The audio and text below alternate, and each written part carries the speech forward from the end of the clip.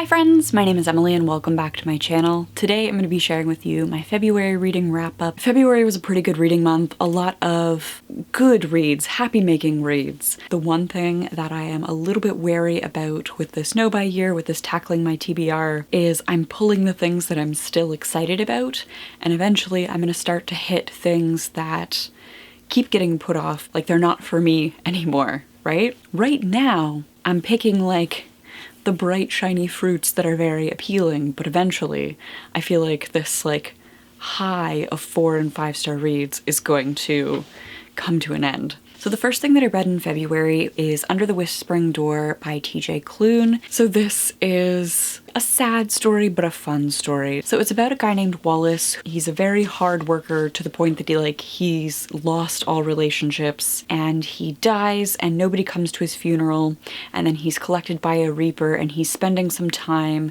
at a way station between life and death, coming to terms with the fact that he's dead and really learning how to live and how to connect with people now that he's already dead. I don't really want to say anything. It's very much like a character book. Not a lot of stuff happens.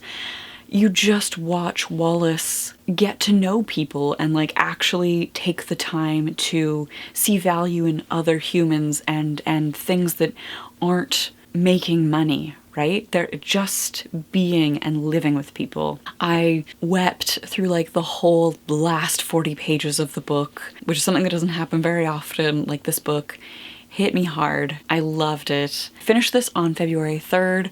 I gave it 4 to 5 stars. This came from my TBR. So then I read one of the books from my 5 books to reread in 2022 TBR. I believe that linked above. It's a goal of mine to reread some of these books that I really enjoyed and then have never made the time to reread.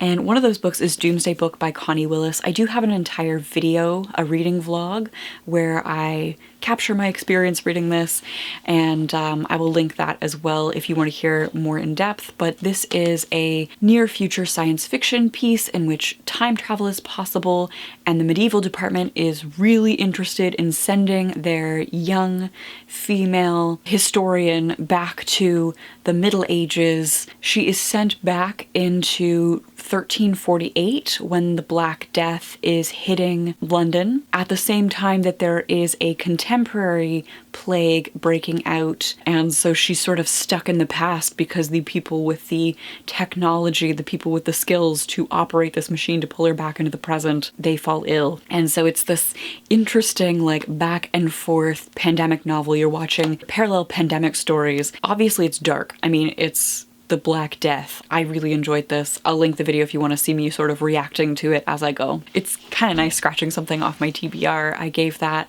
5 stars. I finished it on February 6th, and that was a reread. The next book I read is one of 3 in the Lilith Brood collection. I read Dawn. So this is about a Black woman named Lilith from Earth. She's an American, an English-speaking American, and she wakes up in this chamber, and then she gets put to sleep and woken up and put to sleep and woken up and put to sleep until finally this alien creature comes forward and they tell her that they have sort of chosen her. They have tested her and they believe that she will make a good parent to the new children of Earth that they are going to release.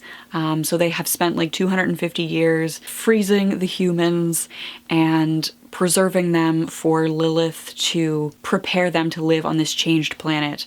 So the planet was destroyed in a nuclear war. The aliens came by, scooped up all the human life that they could, and they've tried to preserve it, and they've chosen different parents in different like language pockets on different parts of the world to like repopulate the world. That's a kind of nice premise. The squiggy part, the part that makes me really like, feel uncomfortable, is the gene trading aspect, and it makes Lilith feel uncomfortable too. So I took a break from this trilogy because I needed to digest that idea. Do I think that human society would be better if we were more communal, more family structured, if we cared for people in our community opposed to people who we are tied to by blood? Yes. I feel like this would make a great book club book. I really enjoyed it. I just needed a break before I moved on into, I believe the next one's Adulthood Rights. If you're looking for something a little bit sensual, a little bit weird, some like 3-gender alien sex with humans, and big questions, big picture questions about what makes us human, what it means to be human, Dawn is a fascinating read. I gave this 4 to 5 stars. At some point, I will probably reread this. I might change my star rating then. I might even change my star rating on the whole thing once I've read all 3. For now, the first book sits at a 4 to 5 stars. I finished this on February 14th, and this came from my TBR. Then I reread Ocean at the End of the Lane by Neil Gaiman. I reread this in preparation for the book club live stream that I did. That is public, so I will link that as well. Once again, I'm not going to go too in depth on this. It's another book that has a very simple story. A man returns to his hometown for a funeral, and he ends up feeling this sort of urge to go visit a childhood friend's home, and he sits by their duck pond and is just awash in memories of this time in his childhood. At the same time, I feel like it's asking us to think about childhood, children versus adults, the nature of memory, untruths, the truths that we sort of believe or we pick up. Like, there's a lot here, and I think it's a really interesting read. It's a small read, it's fun to get through, it will make you think. I gave this 4 out of 5 stars. I finished it on February 21st, and this is a reread. Then I borrowed Life in the City of Dirty Water by Clayton Thomas-Muller. This is memoir. It is one of the 5 shortlisted books for Canada Reads, and I am trying to get my hands on copies of all of them to see what I think deserves to be the 2022 Canada Reads winner. I just think it's fun to sort of expand my reading outside of what I would typically pick up. This was a tough read. Clayton Thomas-Muller is Indigenous. He is a Cree activist and writer. He is recounting the experience of growing up sort of in the shadow of residential schools. So I believe that he personally did not go to one, but his mother did, and the impact that that had on their family structure, his connection to culture and language, and the alcohol and drug use. He is at some point involved in a gang. He sells drugs quite a bit, does some time in jail, all the while getting more and more involved in youth activism. There's a lot of discussions around pipelines, the destruction of Indigenous land for really ridiculous things. Like, he talks a lot about the tar sands and how it's like for every barrel of oil produced, there's something ridiculous like 16 barrels of fresh water polluted, and like the rise in cancers, the rise in unsafe conditions, the destruction of wildlife, like everything. And so in some ways he's looking at himself, he's looking at the connections to the land, culture. I guess I was a little bit surprised that a piece of nonfiction ended up on the Canada Reads list. I've never closely followed Canada Reads, but the winners that I can think of in the past few years, in my mind anyway, have all been fiction. I don't know, maybe next year, if I'm like in a good place with my TBR, I will actually follow the long list down to the short list. I'm glad that I borrowed this, I'm glad that I read it, but I couldn't see myself reading it again. So I gave it 3 out of 5 stars. I finished it on February 23rd, and I did borrow that from the library. Then I read The Immortal Life of Henrietta Lacks by Rebecca Skloot. I did a video where I was trying to find inspiration in my TBR by looking at Indigo's 100 best books to get you out of a reading slump list. I will link that above as well. Basically, I'm trying to find ways to really play with my unread books, and instead of buying new things, get excited about what I already own. Like, I was already excited about this enough to pick it up at some point, so let's find that hype, let's find that spark. I did a sampling of 5 books, and this is the one that I ended up picking. This is Rebecca Skloot becoming fascinated by the actual human woman behind the HeLa cells that changed medicine. So Henrietta Lacks was a Black woman in the 1950s who developed cervical cancer. She went to Johns Hopkins Hospital. It was a public hospital, and so a lot of things were taken from patients' bodies, like samples. It was common to take things from bodies to do research. A doctor was collecting samples from all cervical cancers and trying to culture them, and they would always die. But Henrietta Lacks, her cells went wild. They allowed scientists to do testing on so many things. Like, her cells allowed for the safe testing of a polio vaccine, for example. Like, so many things were tested on these cells instead of on human beings. Because there were definitely, if you listen to This Podcast Will Kill You, where they talk about diseases and the vaccines that are developed for diseases when possible, some of the things that like early doctors, early scientists did was just like super risky. Like, hey, if I stick this disease into a child, like, what happens? So, you know, important things. But, like anything, the doctor who collected the samples and gave away the samples for free. He wanted to further science. Like, he wanted good things to happen. He didn't want money. He didn't patent it. Unfortunately, other people were like, hey, this is a cash cow, and it created a multi-billion-dollar industry selling the genetic property, like the genes of Henrietta Lacks. And because of confidentiality laws being different, patient confidentiality being different, her name was released. Reporters started harassing her family. Like, she died in 1951.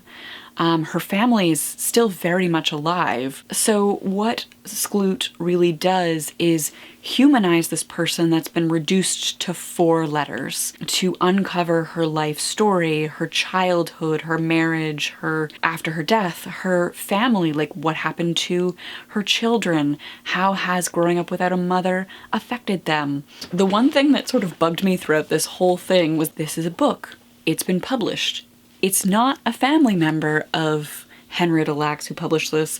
It's a white reporter who has published this. Now, at some point in the book, she did mention that she set up a scholarship. There's a Henrietta Lacks Foundation. It says here that before The Immortal Life of Henrietta Lacks was published, Rebecca Skloot established Henrietta Lacks Foundation.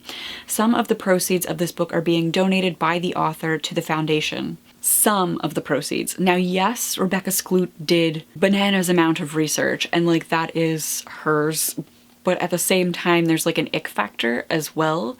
Like, as important as this is, because I had no idea who she was, and as a person who takes medicine, if you've ever taken medicine, I can imagine that at any point, unless you are not watching this because you're like living off the grid and you've never come in contact with the modern world since the 1950s, it's almost impossible that you haven't come into contact with something that has used this HeLa cell. It is so widely used because it is so effective. It is so diverse in its use, right? In the same way that her cells have been used and sold and her family benefits not at all. Some of the proceeds for the Henrietta Lacks Foundation come from this book.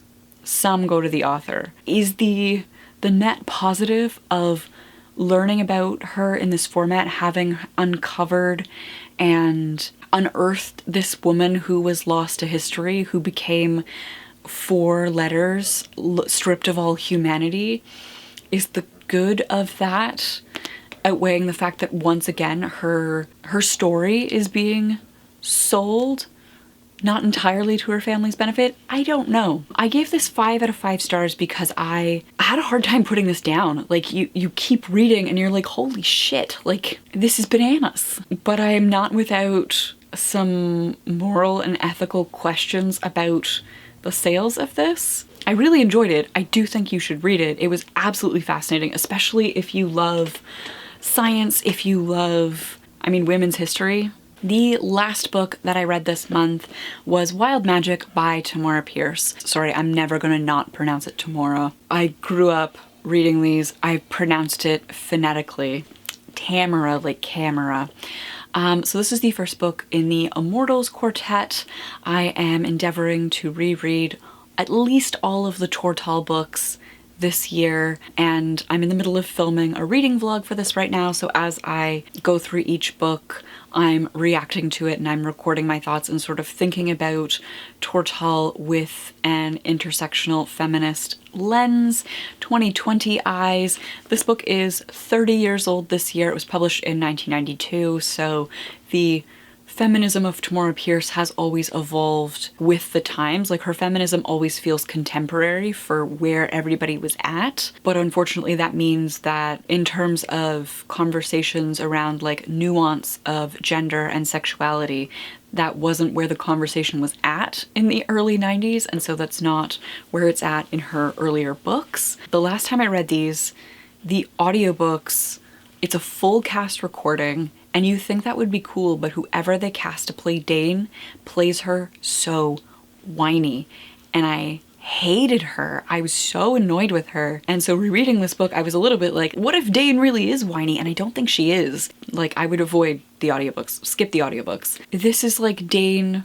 She's orphaned, she comes to Tortall, she meets all these strangers, she's from like a far northern rural village, and she's kind of odd, and then they're like, hey, you're not odd, you have special magic, you have wild magic. And she sort of becomes friends with basically all the cool kids, everybody that we cared about in Alana's books. She meets Alana, she meets Cait, she meets Jonathan, she meets George, you name it, they're there. It's fun to see them. Not everybody's white anymore, which is, you know, nifty. Normally I've just given all of the Tamora Pierce stuff like 5 stars because it's an old favorite, but at this point I'm trying to evaluate each one individually, and so I've given this 3 out of 5 stars. I finished this on February 25th, and this was a reread. So those are the 7 books that I read in February. Let me know your thoughts in the comments down below. Have you read any of these? What do you think of them? If you want to join me for another small book club book in April, at the end of April, we will be meeting to discuss A Room of One's Own by Virginia Woolf. This is a tiny piece of early feminist nonfiction. It's based on 2 speeches that Woolf delivered and then turned into an essay, and I've heard that it's like sort of heavily metaphorical. It's not dry feminist academia from my understanding. Like, there's some pretty fucking dry early feminist, like foundational feminist texts, and this is not one of them, allegedly. So I will be reading this over the next little bit and putting together the show outline for it. If you're interested in joining along with this, I would love that. I would love to see how we feel about this text in 2022. How has A Room of One's Own, written by a white English woman, aged? Before we go, we have to thank my patrons who make videos like this possible. I really appreciate the work that they enable me to do. They also helped me to save up to buy the shelves that you see behind me here. So for over a year I have been saving up to build shelves in this room, and a little bit of the patron funds each month goes towards that. I was finally able to do it this past week, so I will leave the link to that video as well. I hope you are doing well, that you are staying safe, and I will see you soon with another video. Bye!